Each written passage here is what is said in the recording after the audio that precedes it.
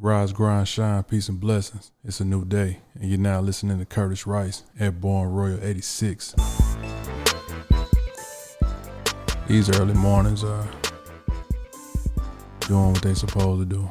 Getting up in the morning with a direct purpose makes more sense. If not, you're just gonna be up early for no reason. But I got up top of the morning praying, honestly. Just a lot going on right now. Decisions that can really turn everything around for the best. And when you get what you pray for, it's time to deliver. There's no excuses. A lot of answers are on the opposite end of most of the things you don't want to do. We're going to see how this turn out. But I'm aiming for the best, of course. Came across something earlier this week. To summarize it, said something along the lines of, life is intertwined throughout the process of making tough decisions. And that's exactly what's going on right now. Even when it comes down to traveling, at an earlier time, I was so used to it to the point where I was staying on the go, constantly on the go. But fatherhood does something completely different.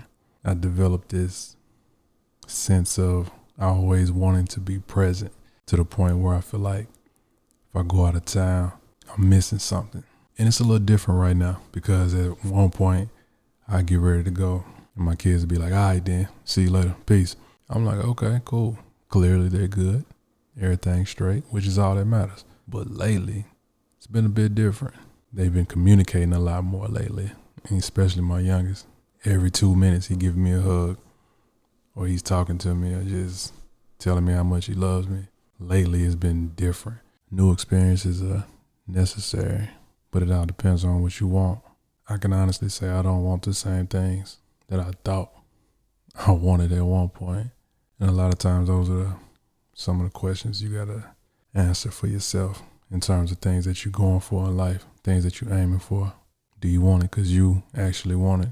Or do you want it because it's what society says is what you're supposed to have? I had to ask myself, what do I really want? And it's not something that I want to share with anybody, which brings me to guarding your vision. And guarding your vision is necessary, especially if you want to remain focused. Not everyone understands what you aspire to do. Not everyone understands your desires to the magnitude that you believe. And that's okay. But what's not okay is when you share things prematurely and you allow people who are afraid to nitpick at your dreams, your visions, your goals, your aspirations. There's no perfect way to go about anything. But in our reality, with so many stories and so much information on a day-to-day basis, you still got to keep going. You get to pick and choose what captures your attention in that moment. Are you going to stop for someone who's whining about their situation or complaining about how they wish they had this and wish they had that? Or are you more engaged and intrigued by the people who overcame adversities? It's a different response. Sometimes you got to get yourself out of the situations you got yourself into. And my whole thing with the concept of being a starving artist, I never agreed with. It just never made sense to me. I believe in thriving, not starving. It's a broken concept that keeps you in the whirlwind of having to be dependent or going through the worst case no matter what because you're so drawn to your craft. Why can't you thrive at your craft and enjoy it at the same time and still love it? Why do you have to enjoy your craft, but you got to starve? I don't agree with that. Entrepreneurship, owning a business or whatever, it's not for everybody, but it's subjective.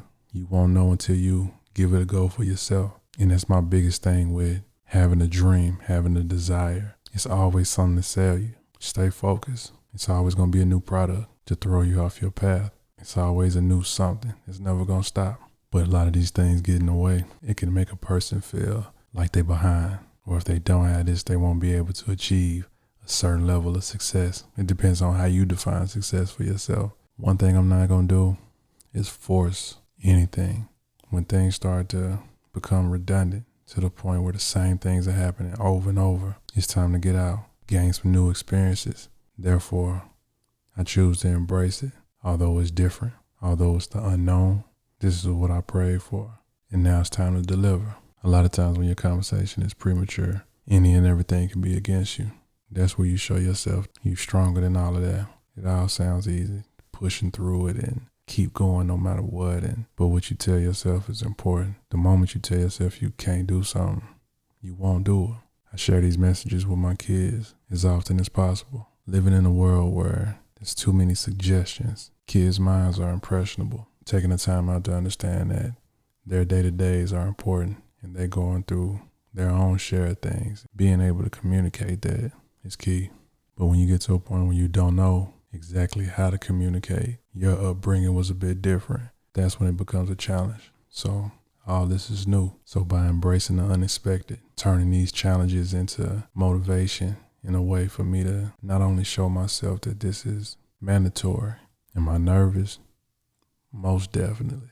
One thing about growth and new chapters is not saying you won't feel afraid or you won't be scared. But staying afraid and staying scared is a guaranteed way to miss out on everything. You got to protect yours. People with big hearts get ran over. I see it all the time. People who give and give and give, and it has a level of wear and tear on them that's irreparable. You can't pour from an empty cup. The excess is what you get, but you got to make sure your cup is full. And that was a reminder that you can't operate on empty, and making yourself too available can drain you quicker than anything else.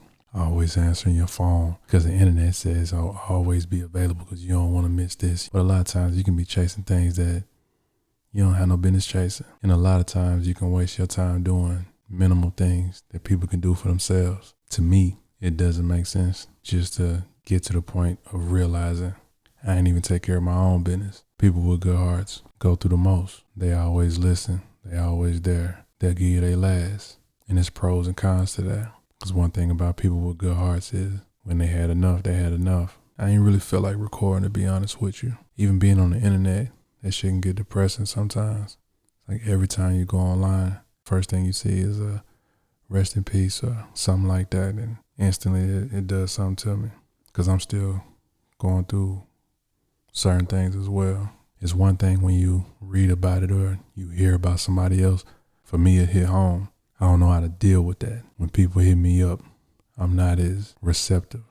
I'm not as open to talk and be long-winded with certain people. When people contact me with different agendas and motives that's completely left from what the initial conversation was about, it's a done deal. And a lot of times when you go through things, people try to lock in with you because they think you vulnerable. They think you off guard or with your guard down. But I pay attention to it. But we grown. I'm not open and available to rap all damn day and night. So first off, how you doing? If you call me, I call you. My main thing is peace and blessings. It ain't no rap shit. None of this internet stuff. I create with you, build with you, whatever the case is. It gotta go beyond that. I gotta know what type of frequency you on, what type of energy you on. Cause people will show up when they want something. I ain't the one to build no catalog with, and you want something else completely different. Our values might not even align in terms of what's going on. Not saying you gotta be on exactly what I'm on, but if I'm going up on a higher level and you going downhill, clearly that's two different directions, and I'm not interested in going downhill. Been there before. Not my thing. Not for me. But as a reminder to keep thinking bigger, utilize your imagination. Don't let nobody tell you not to dream. Don't let nobody tell you not to want more out of life. Because all these negative connotations, pay attention to the messenger. Is it somebody who's actually happy? Is it somebody who's actually going through the motions and the transitions to better themselves? Or is it miserable people swapping miserable information with each other? Pay attention. I just had to be still for a second and just realize who's who. Then it all started coming together. The ones who stay in contact, them the ones who solid. The ones who fade off into the dark, them the ones who was there temporarily. I'm not breaking no sweat to keep people around who don't need to be around. I'm definitely not holding on to no character to appease anyone. That's why this is so refreshing in terms of just having a conversation and just talking. It's not me yelling. It's not me going off. It might be going off, but not like going off on level 10 type going off. But life is a gift. Next is being able to adapt. I want what I want because I want it. Not because you got it.